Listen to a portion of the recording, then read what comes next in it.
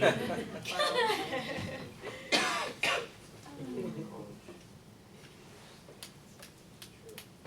tried to colonize Okay, so awesome. So yes, like Samir said, I'll be going over a VUL today. I wanted to start off really quickly by going over something that's really more so for the new people. I find that a lot of our newer guys don't really understand the types of different types of life insurance policies that are out there, and they get a little bit confused, right? And they want a whole life or universal life insurance.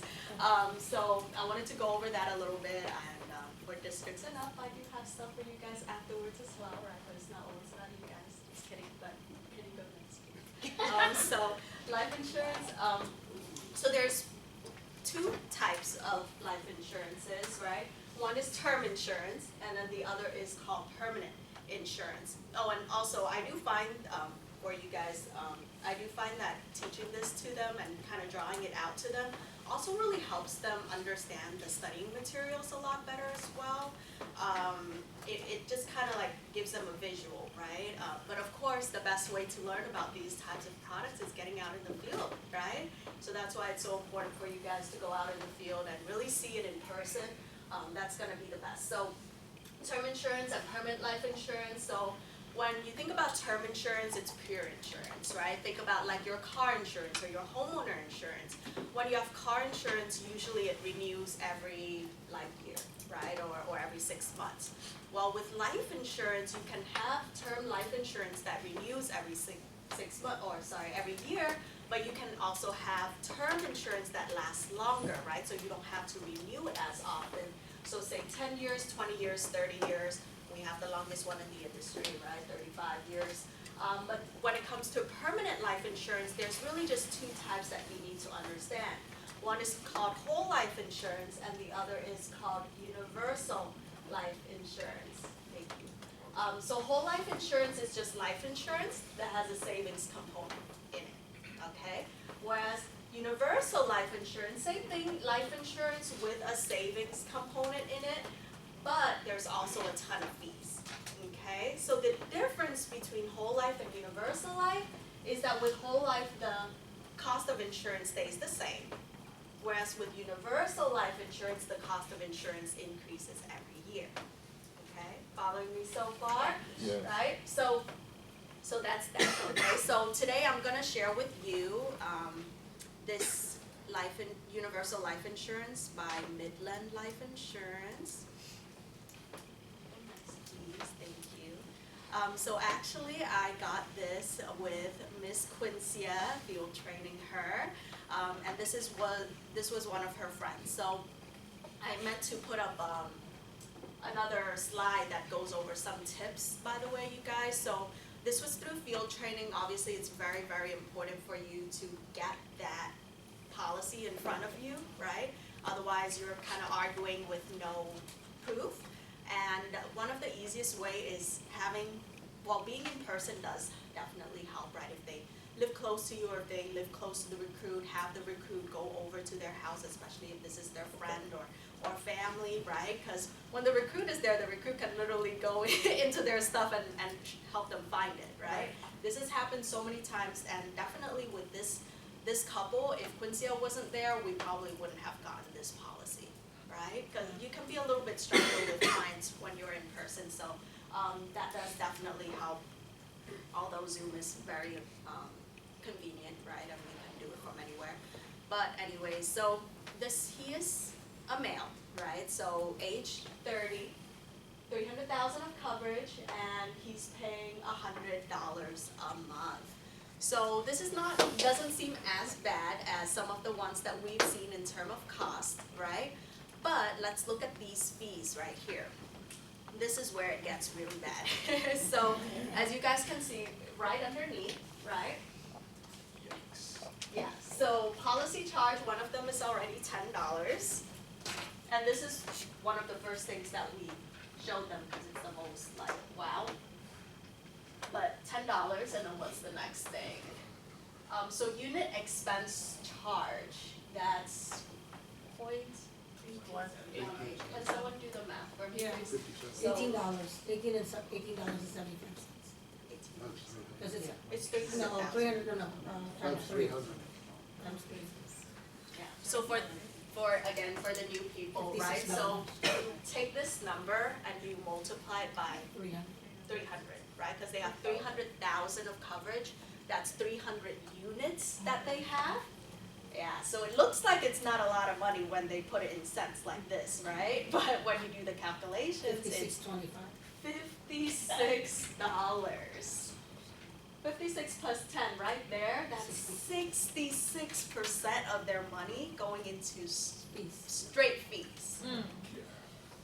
Straight fees. If you went to the bank, right, and this is a question you can ask the client, if you went to the bank and they told you they're gonna charge you 66% in just fees, are you gonna open up an account with them? No. You're gonna run right out there, right?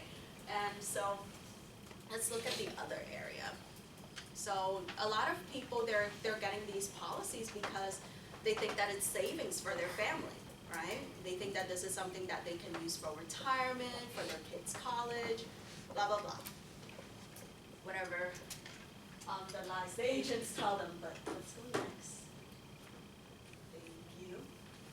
So you always want to look for these types of charts where there's a ton of numbers on there. If you see a lot of numbers, it's probably important to go over.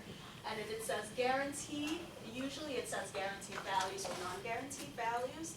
So for the guaranteed values, let's look at the cash surrender value. Jeez. Ooh, keep going up.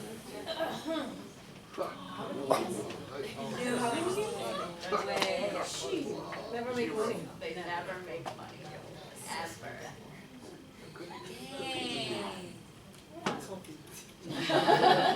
Yeah, I need to channel my inner Sheila today. Yeah, so crazy. But let's look at the non-guarantees, right? And before I show the client the non-guarantees, I do ask them also, if you were in front of a lawyer, are they gonna tell you to look at the guarantees or the non-guarantees? Which one should you believe, right? So the non-guarantees is still pretty awful. This is the next page, right? That was the second. Where do you wanna go to that page? No, it was the previous page.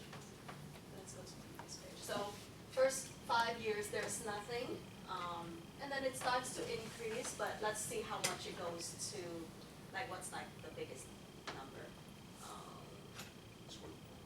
Yeah, so 20,000 and 14,000. Right, Mr. and Mrs. Klein, is that enough for you to retire with? Absolutely not, right? Go next. And then by age, so for the middle one, it's like by age 65, 70 and 75, there is 0 cash in there. So that means the policy just completely ends, right? Paid all this money in there and have absolutely nothing. So let's go to the next one. Ty, did you have a question? Yeah, what was the age insurance rate? 30. I think it was preferred too. Yeah. And then this is kind of just a summary. They usually have some sort of summary that shows you, oh, something I forgot to show you guys actually. Yeah, so it says it right here, but also on the first page. But it says here the guaranteed values, the policy is going to last for only 15 years. This is a 15-year term that they're charging $100 for, right? Yeah. Really crazy. So then the plan that I gave to them is this. So right now, the husband and wife, right, this is how much they have in coverage and how much they're paying. And within a couple of years, they're gonna have nothing, right? So the plan I proposed to them was this. So for 300 and 100,000, it's less, right? And if we were to save the difference, this is in 2020. So if I met them the first time around when they got this life insurance, it would have costed them this much. And by today, they would have $3,800, right? Versus nothing in their cash value. But if we were to do business today, this is how much they would pay, right? And the wife actually got more coverage than this, so she was happy about that. And if we just invest the difference, the $50 difference, over 30 years at about 12%, they would have about $300,000, right? As opposed to nothing at all. And of course, that's again if they never increase their savings in their investments and just keep it as that, right? So you see how it's way, way better for the client, right? So let's go to the next slide. So of course, it's not just enough to know how to break down these things, but you also got to know how to close it, right? And that way you can help the client replace their policy and get a better plan. So these are some of the closing questions, right? So after you show them everything, you can ask them, so knowing how your policy works, how much more money do you want to pay into it? And how much, wow, why is my English so weird? Sorry guys, we can change that later. And how quickly, stop. How quickly do you want to get rid of this policy? Okay. I have too many immigrants on my team. I'm just kidding. Oh, blame it on you guys. My English sucks too. I'm an immigrant too, guys. That's what all of you forget, right? But, yeah, it seems right. It seems right. I'm just laughing Thomas at the fixed it. comments. Yeah, Thomas can't read it. It's okay. I wouldn't say so. And so I know you want to get rid of this policy as soon as possible. However, I never recommend someone cancel their policy without first seeing if they can get approved with us. And as you may remember, life insurance is not something you just buy, right? So if they have a policy, they probably know, but just to reiterate, you have to get approved for it almost like a loan. So first, let's submit your application with us, and as soon as you are approved, I will call the other company with you to help you cancel the policy. Is that fair, right? And then, they're gonna say yes, right? So you always, this is another tip, you always wanna help the client call the company to cancel that policy, because the customer service is not going to make it easy for them, right? If you get really lucky, sometimes they're easy, but most of the time they're awful.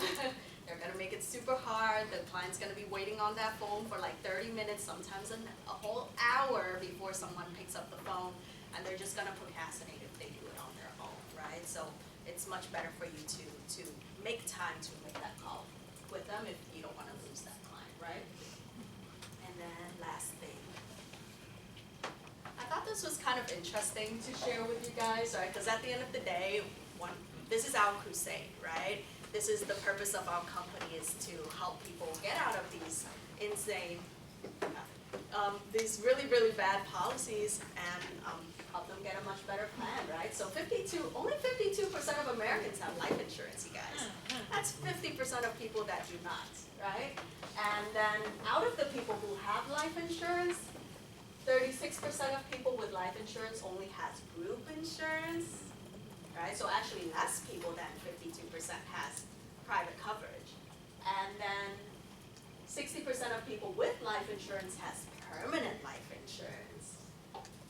Crazy, right? And 71% of policies, so term policies account for 71% of individual life face amounts, even though it's only 40% of the life insurance that's out there. So a lot of people need our help, right? If you guys go into a home and they have life insurance, more than likely it's whole life or universal life. So how important is it to know how to, combat those, right? And then of course, before you leave, remember to get your referrals and also try to recruit over the kitchen table. I think this is a skill set that a lot of us can get better at. I think Sheila's been doing a really great job at doing that, right? Because you see, when you get referrals, that's still limited, right? Most of these clients, they don't even know what type of policies they have. So that means that after they met with that agent, the next day they completely forgot about it, right? So what makes you think they're gonna be thinking about getting you referrals every single day, right?